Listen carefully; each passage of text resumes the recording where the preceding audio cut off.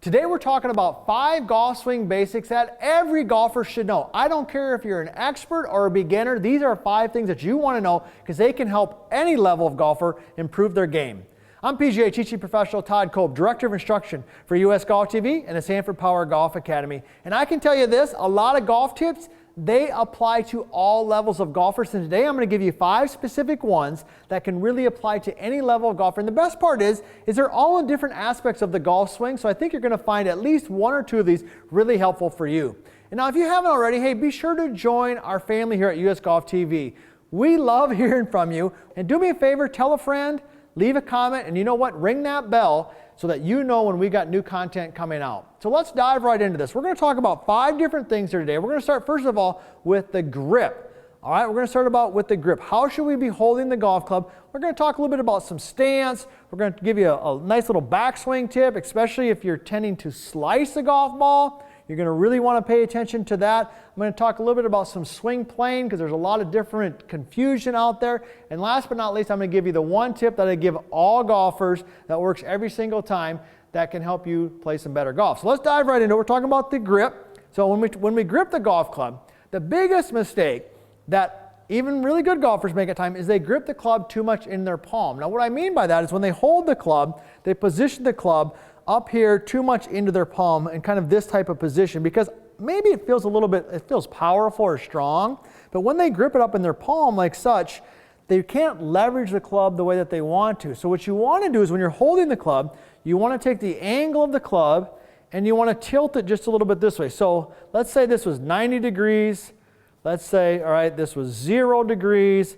Let's go about halfway in between, around 45 degrees. And then let's take our hand and let's position the club so that it runs diagonal. So it's running down towards my fingers. See how I'm gripping it down here? And I'm wrapping my fingers around. This would be holding the club in my fingers versus this way would be holding the club in my palm. This would be bad. This would be good. Because when you hold the club in your fingers, all right, what it's going to allow you to do, if I go ahead and square up here now to the camera, is it's going to allow me to hinge the club and leverage the club. When it's in the palm, it's very difficult to do that. Now, as a tip, I didn't even plan on talking about this, but I want to share this with you because I'm thinking about it. Look at your glove. When you look at your glove, you'll notice my glove here. I got this FootJoy glove on. That there's nice even wear throughout the entire glove. If you're getting holes in your glove after 1 round or 2 rounds or 1 practice session, something's wrong with your grip. That is a telltale sign. So when I have a golf lesson, somebody comes in, the first thing I do is I look at their glove. Because if their glove's kind of nice and worn like this one is here, their grip's probably pretty solid, all right? So that's a little bit in terms of the grip. Get the club more in your fingers versus your palm. If you do that, that's going to help you out. Now let's talk a little bit about the stance. You know, kind of the setup and specifically the front foot and some of those types of things. Now, when we're talking about the setup, okay, I want you to feel like you've got a little bit more weight, pressure on your lead foot. Okay, so when I'm saying, if you've watched any of my videos, you know I'm a big fan of 60-40. Okay, and we've tested people here at Sanford, all right, in the Science Sports Institute. We test them on the pressure plates and the force plates and all this. And I can tell you the best players start with a little bit more weight, okay, pressure on their lead foot. So when you're set in there, get about 60%. Now, why do we want to see that? Well, because when I'm set in here, and I've got a little bit more pressure on my front foot, that allows me to push that weight off the front foot towards the trail foot and start to rotate and create some torque and some leverage. The most common mistake that a lot of golfers make, all right, in their setup is they have 50% weight on their lead foot and 50% on their trail foot, so there's nothing to really push because they've already got a substantial amount of pressure and weight on their trail foot. So when you're set in there, put some pressure on your lead foot so you can push off it, move to the right, move to the trail, and start your rotation. That'll create some torque, some pressure, and help you start leveraging the golf club. So that would be tip number 2. Make sure that you've got a little bit of pressure on lead foot. Now, hey, if you feel differently on that, that's okay. Be sure to leave a comment or a question and why you might think you feel the way that you do based on some of the couple things we talked about with the grip and also the pressure, because who knows? Maybe you'll teach me something as well, all right? So let's talk now about the third thing. All right, we're going to talk a little bit here about the backswing, specifically the takeaway and the club face. All right, now I've got my live view set up here. That's what I love about the live view, because it's real time. It's real time, all right? So I'm set in here. Now I'm using a 6-iron, all right? And I've got that blue line right along my shaft angle. Now that blue line goes right along the shaft angle, goes kind of up through my hip. Now, when I'm working on takeaway with the student, I'm looking for a couple things. We're going to talk about the motion of the hands.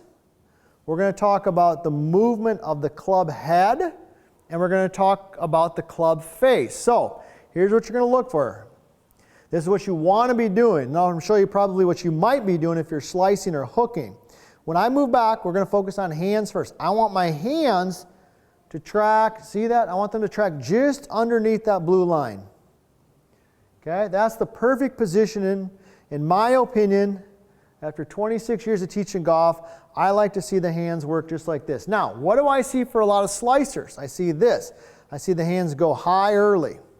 They go up and high, boom, and that moves the club head in and around, which we're going to talk about here in just a second. So keep those hands along that blue line or just inside it early on, and that's going to definitely help. Now, what about the club head relative to the hands? So, got my live view here set up.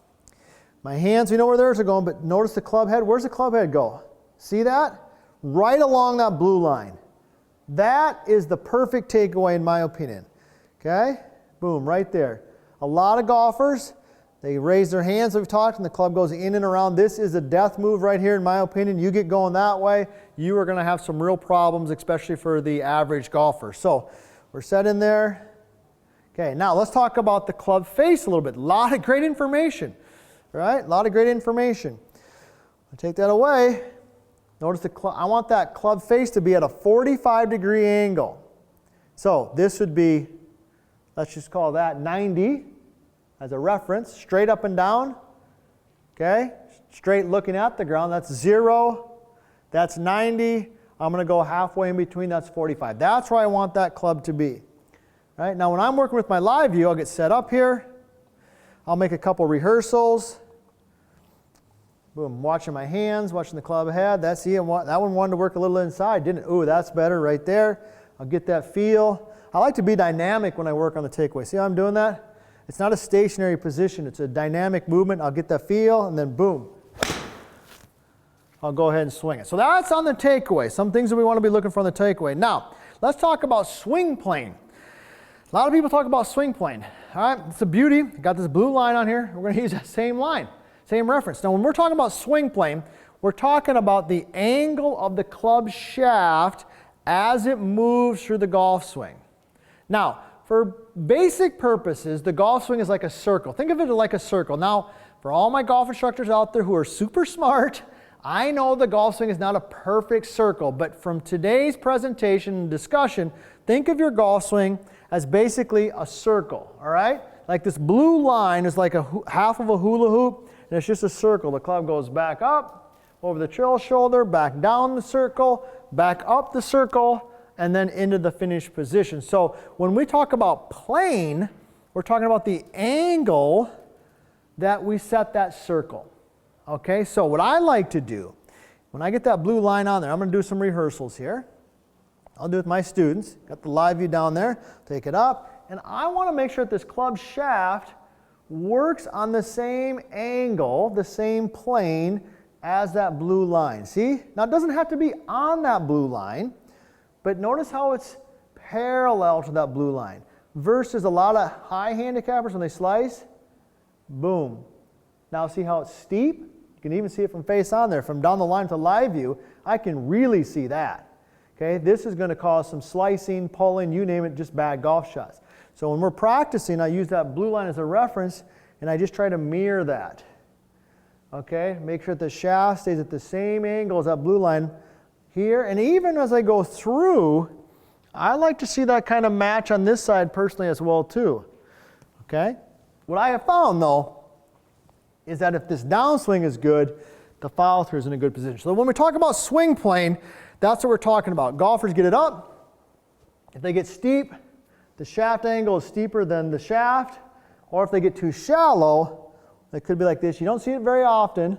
You'll see sometimes it's really good players, they get a little bit this way on the downswing. So that's a little bit about the plane of the golf swing. Now I promised you at the end, I'd give you a tip that I give all of my golfers that's simple to do. It's probably the best golf tip of all. And that is knees touching or seeing the bottom of the trail foot. So when you're set in there, if you just make a golf swing, and from the face-on view right there, okay, notice my knees are touching. This is a great position because it gets my body forward, it gets my hips facing the target, and it makes me be in balance. If I'm using with my down the line view, like with live view, what I'm looking at there is I want to see the bottom of my foot.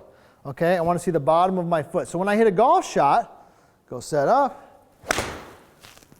and I finish, boom, are my knees touching? Can I see the bottom of my foot? If I can do that right there, I know that I've got good tempo, I've got good rhythm, and I'm in balance. So I don't care what level of golfer you are, these 5 tips, the grip, the setup, a little bit of weight force, so you can unweight, the takeaway, great information, that takeaway, the hand position, the club face, all of that type of stuff there. Understanding the plane of the golf swing, that the golf swing is basically a circle, and you want it to mirror as you come back down. And then when you finish, knees touch, see the bottom of the foot from down the line. If you do those 5 things, I don't care if you're a scratch golfer or a 100 shooter, they're going to help you start playing some better golf.